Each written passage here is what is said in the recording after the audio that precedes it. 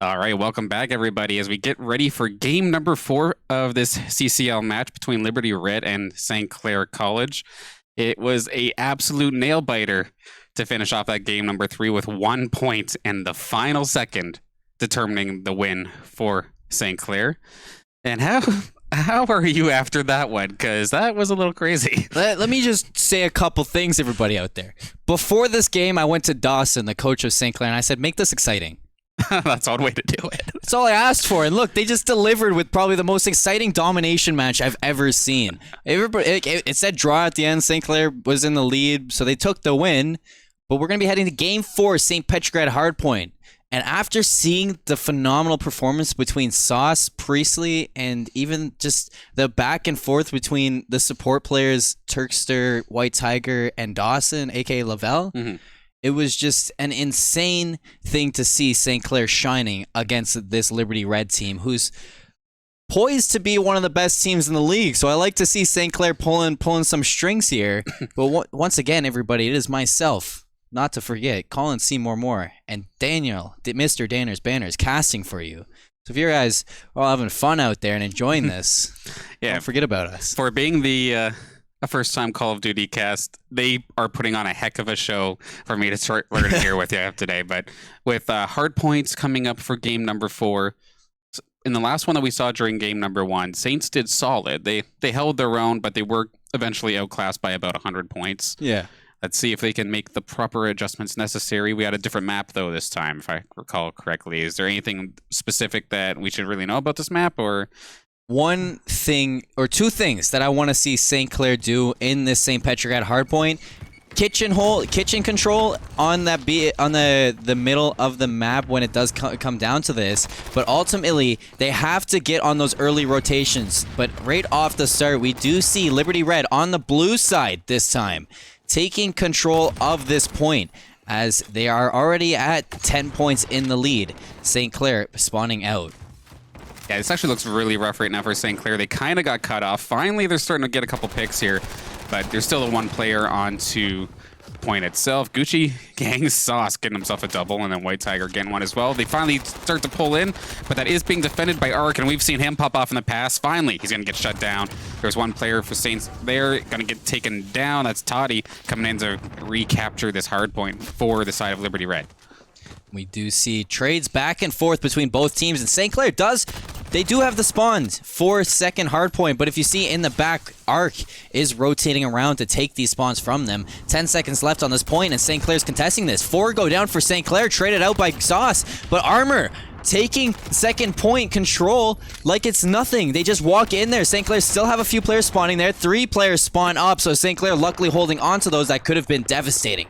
And they do have control of P2. Toddy McBuckets on top of Billiards, holding this balcony, but he just pushed out on one, doesn't find the kill just yet. AK Lavelle jumps up, not taking the kill. Traded out by Priestley. Priestley now last player standing. Ark finding 2. 4 go down for St. Clair. Lavelle, closest player, does go down. They still are spawning there, surprisingly. But St. Clair looking to be dominated here right now. This is so rough. Even though like St. Clair took the time, they waited out the other hard point to go set up for this one. It doesn't even matter like if they even got set up into a defensive position, because some of these gunfights are just not going in their favor in the slightest. Only going to be able to get about 17 points total after having the position on that hard point. Now 80 and counting now on the side of Liberty Red, and they're just on fire right now. Just over a 60-point lead is Liberty Red as we head to point 3 bio. AK Lavelle is going to be the anchor, holding in back. 2 go down for St. Clair, and here's the aggression out of Liberty Red. Armor is going to be pushing this backline. Roarer finding 2. Curb does go down, but AK Lavelle, important kill onto Armor, holding onto these spawns. 3 players go down for Liberty Red. St. Clair holding on to bio. 1 person down mid is going to be Armor. He does duck down, and he does put some shots down onto Lavelle. Lavelle staying alive, does re-peek that with the chow, but he's going to just back off. Smart play by him. 30 seconds left on this hard point. And St. Clair holding on to this very, very well as they just tick over the 50-point mark in just a couple seconds. Thankfully, they've been able to trade every kill for a kill for the most part, and it looks like the spawn advantage is definitely in their favor. They don't go anywhere near as far to do some reinforcements, and finally, they're going to secure this thing. That's the best one they've had so far, at least in this round. pulling it back a little bit closer. We're going to be heading up to P4, which is going to be Billiards Room. A.K. Lavelle working alongside White Tiger, finds 2 picks of their own, but Toddy McBuckets on the flank finds one of the sauce. A.K. Lavelle has to be cautious of this. He does peek behind, spots out that player, ends up taking him down, so nice play by him. White Tiger alongside him, finding a pick onto Curb. Turkster and Sauce go down to Armor, but Armor traded out by White Tiger. Now Lavelle over at P2, kind of securing these spawns, or trying to at least. 4 go down, 5 go down for St. Clair in a row. Lavelle trading out onto Roarer.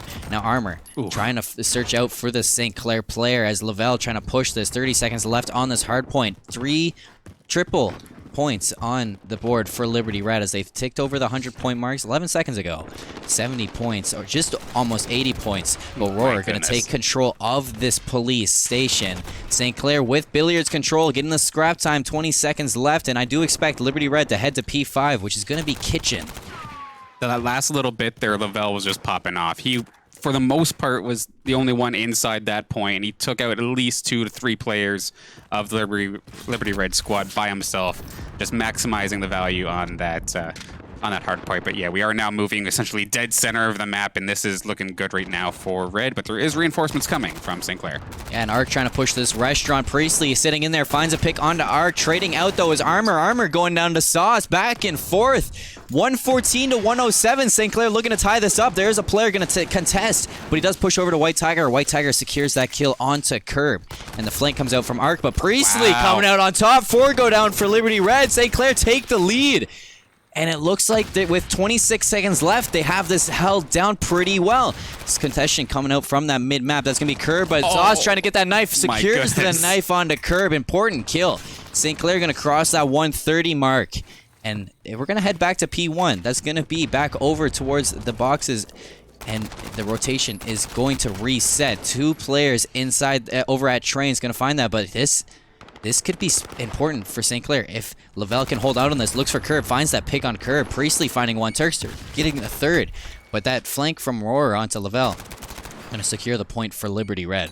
Considering how this game started, the fact that St. Clair caught up, yet alone got themselves in the lead, is absolutely insane. Big turnaround for them, but they're definitely going to be having a bit of a hard time here as Arc went on a tear. Priestley went on a tear, but finally going to get taken down by Armor as he continues with Toddy to try and hang on to this point. St. Clair all right around the corner. We got lots of smokes coming in.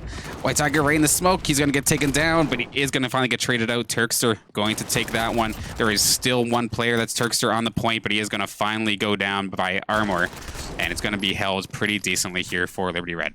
There is 20 seconds left on this hard point, and number 5 over on the minimap is going to be pinched out by 2 players. Lavelle going to secure that kill, so important. Number 2 is now going to be trying to disrupt those spawns. Does pick up A.K. Lavelle, and you see St. Clair spawning way out of this hard point. P2 is going to be in control right away by Liberty Red, and now St. Clair is going to work that seaside part of the map. Number 5 is going to go to contest it. He's taken out. That's Curb. And 3 players sitting towards police station with 1 on the point for Liberty Red. And St. Clair trying to pull these spawns. 3 players work through hotel, but 1 goes down. The contestation coming out. Everybody's flooding onto the site. Wow. And it looks like Liberty Red as they cross the 170 mark. Now they're going to be holding on to this. 30 seconds left in this hard point, and if they can hold on to this, they could potentially break that 200-point mark. St. Clair looking to contest as much as they can, but Curb turning and burning onto 2. Arc finding a double kill of his own. Sauce taking out Roarer. And now St. Clair are spawning on that P2, which is not good because now we're going to see Liberty Red head over to Bio as they're looking to take control of that 3rd hard point. Sauce goes down, and everybody from St. Clair's booking it as they need to contest this 3rd hard point. All of them just racing to the left side of the map, trying to hopefully get this as the hard point pops, and sure enough, there it is. It's going to look good, but actually it's going to be Priestley going down. Toddy starting things off well, and Curb and Toddy just absolutely slaying. Well, everybody on Liberty is just doing really good in terms of kills, but that's a kill from Priestley. They're going to possibly be able to break this thing if they can just get past Armor, who's been an absolute headache for the Saints squad right now. Toddy's right here as well, gets himself a kill, and the rest of the reinforcements from Liberty are here. But it looks like St. Clair are going to take control. 3 go down for Liberty as they're holding on to the site. I got excited because I saw St. Clair spawning in the back of that map. Liberty Red now has to flood this as St. Clair breaks that 150 point. 23 seconds left on this hard point. And it looks like Liberty Red's still putting some pressure onto this hard point. Number 5 is going to back on off into the mid-map with Toddy McBuckets. and it looks like Armor is going to turn and burn. We're heading back to Billiards. That's P.4.